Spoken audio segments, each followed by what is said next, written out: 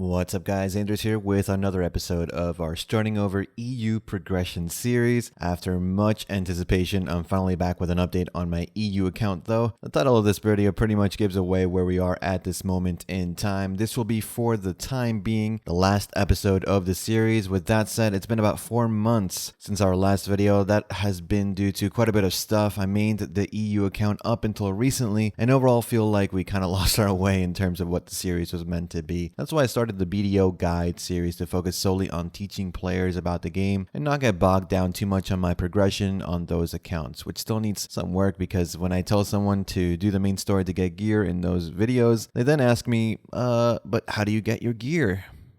Yeah, I have 2 accounts that are fresh that have hit 61 in 4 days with 190 AP. I have also seen many Olvia players who've joined my guild in EU who come in saying they no-life the game and then never hit level 56 and then demand we boost them at Nagas of all places, not just for levels but also for money as well. When I hear that, when I see that, it baffles me every time. So because of this, I made the BDO guide series and kind of relegated the Starting Over series to the shelf till it was time to make a new episode. So in this final episode, I want to share with you my thoughts on the game as a whole now that I've played it on a different account for a year, and I would like to warn you in advance, this is going to be a little longer than usual, so pause the video, grab some coffee or tea or your drink of choice and enjoy the rest of this almost old man speech that's coming. Now, first thing I would like to mention is the whole pay to win aspect of the game, since a lot of people keep asking me about it and are concerned about BDO being progressively more and more pay to win. I've come to the realization that BDO is pay to win if you're like a sultan or an oil king, but if you're going to go that route, you might as well buy an account, which I can tell you many people have done.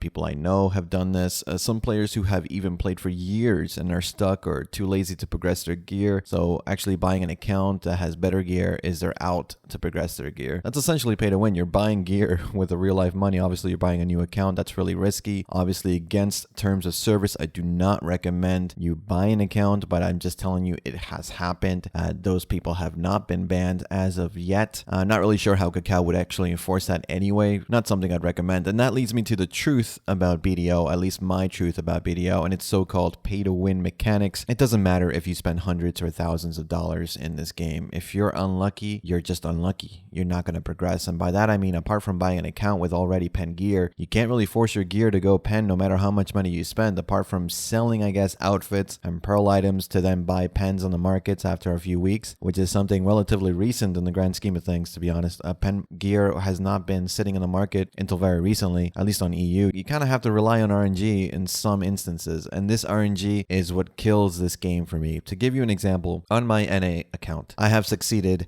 3 out of 38 TET accessory attempts. One of those successes is actually recorded in my TET enhancing guide, which I made a while back. On EU, for the past year, I've succeeded 0 out of 31 TET accessory attempts. 0 out of 31. All on 90 plus fail stacks, so not like I'm trolling and clicking on 0 fail stacks either. To give you an idea of just how much money that was wasted, that's about 30 billion silver into thin air. Meanwhile, friends of mine in the guild are 1-tapping TET Tungrads, 2-tapping Pandandies, TET Black Stars, and what are you going to do? You just got to keep on grinding, right? Well, I ended up buying my TET Basilisk and my TET Ogre when they were relatively cheap. A Basilisk was about 4 billion silver at the time. Ogre was about 7 billion silver at the time. If it wasn't actually for Bartali's logs, Thieves' Journal, and all that free AP plus Caphras being relatively cheap here in EU compared to NA, there's no way we would have hit 269. Now, the crazy thing is, though, we've hit 269 Nouver, and now that forces you to shift your goals to the next tier, which would be about 273 AP, so you can switch to Kutum and have 261 Kutum AP, and then progress to 269 Kutum AP once more. Now, past that, I don't really see the huge benefits of AP. You probably want to focus more on DP at that point, but that is still months away if we don't enhance, which leads me to this so-called easy money guide I keep seeing lately. The so-called enhancing for profit. Oh boy. Enhancing for profit must be the most tilting phrase I've ever heard in this game. That's like saying, I'm going to go to Vegas so I can gamble for profit. Come on. Really?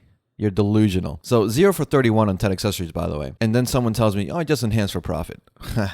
Okay, don't get me wrong. Yeah, I'm whining about RNG in this game. I still play it. I accept it. And if you're RNG carried, which is a real term in this game, then good for you. But understand that your average Joe, your newbie, is going in completely green and thinking, oh, sweet, I can just click a button and make $1 billion easy. And then what happens? They quit the game and call it garbage because they failed to enhance for profit. You know, getting wrecked by RNG is common to all of us, even people with good RNG. And if you stick with it, you kind of learn to power through, make smart clicks, you know, don't roulette your gear, use backups, all that big brain enhancing tips you're going to get from people like me until you actually fail so much that you're just kind of done with the game or just done with enhancing in general and you just buy gear from then on. That's kind of where I am right now in terms of just the game. I just don't really enhance. I buy and that's it. Now, I want to take a breather here from now that I know that we started kind of in a down note and talking about how we got here. I want to talk about these episodes as kind of what they become. They kind of become more of a pure unfiltered thoughts about progression in this game. And I've been unlucky, of course, but I've also been lucky too. You know, don't get me wrong. I got 4 T4 fairies in my time playing the game on EU. You know, some people haven't even had 1 T4 in years since the fairy even came out. So that's crazy. Third one actually gave me Miraculous Cheer 5, which lets you consume potions automatically every 2 seconds. I 2-tapped my Manos Float Collector to Tet. That's pretty nice. I 1-tapped my Manos Gathering Close to try. Didn't spend much at all to get that to try. I was awake when the news about the Imperial Delivery nerfs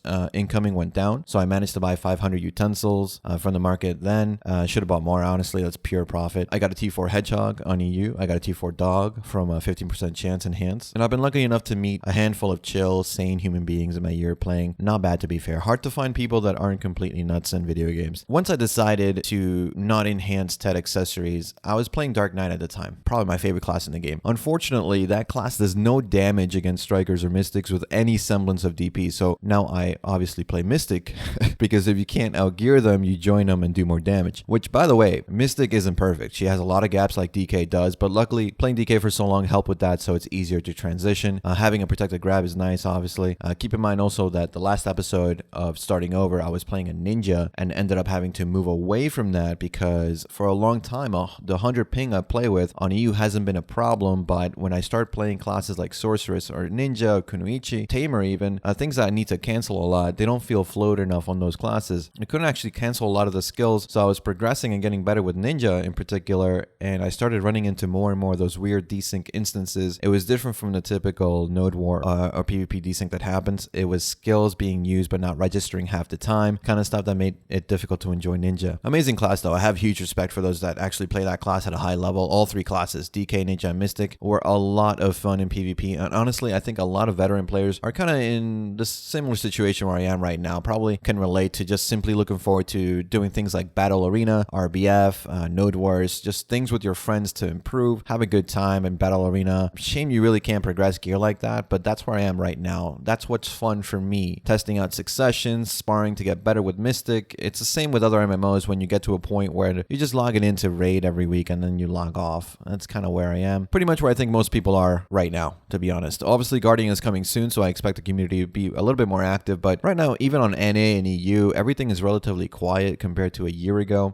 We just haven't really had any long-lasting content. Altar of Blood, that sort of died out. Odalita got delayed 3 times. Guardian is soon, so I expect a lot more people to come back. But in terms of progression, like I said, we bought our TED accessories. We hit 62 on DK and got a free Capocha earring. Crafted a second one. Sold the TED witch earrings I was using at decent prices before they actually lowered in prices. Because I wasn't enhancing anymore, I had a few 100 stacks left over, so I used them to enhance Tri Black Stars and sold them for around 3 billion each. I hit 4,900 quests or so to get that other 100 stack and did the same thing. This was over a couple of months, obviously, not all at once. I took advantage of the market fluctuations. I tended to reroll at good points, so my weapons were either cheap to buy or high in price, so I could sell max and make some decent money back. I grinded Aakman a bit, got the compass piece from it on my 3rd hour, I want to say. When the Great Ocean expansion came out, I went super ham on bartering. I was making 500 million silver per day, which honestly saved me at that point because I had blown up my ring and a belt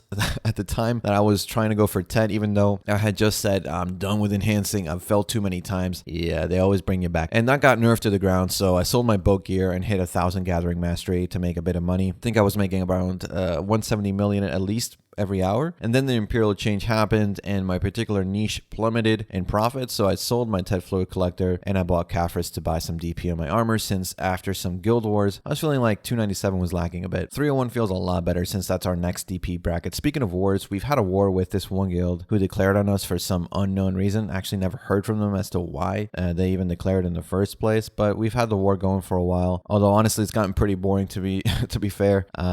They keep undeclaring and redeclaring the war to reset their score on their end. Kind of funny. If you don't know what that means, they see that maybe they died, say, 40 times and only killed maybe 15 of us. So they undeclare and then redeclare to reset the score on their end. 0 kills to 0 deaths.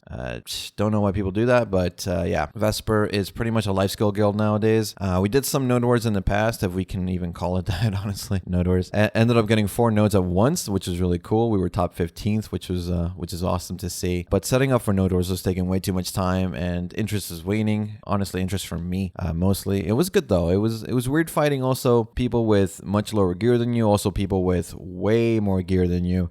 We did T2s, T3s, and T4s because T1s, the most boring thing on this earth are T1 node wars, let me tell ya. So it was mostly us getting deleted by some really good guild that were severely geared, or just deleting other people that just had no gear. Deleting people was a happy surprise when it did happen, to be honest. It was pretty fun, and I also kind of felt bad for those people at the same time, a little bit anyway. Speaking of which, Vesper had really changed over the last year. Lost a lot of people, lost a lot of the original members are no longer with us, not because they're dead, but due to drama, as it tends to happen in these video games.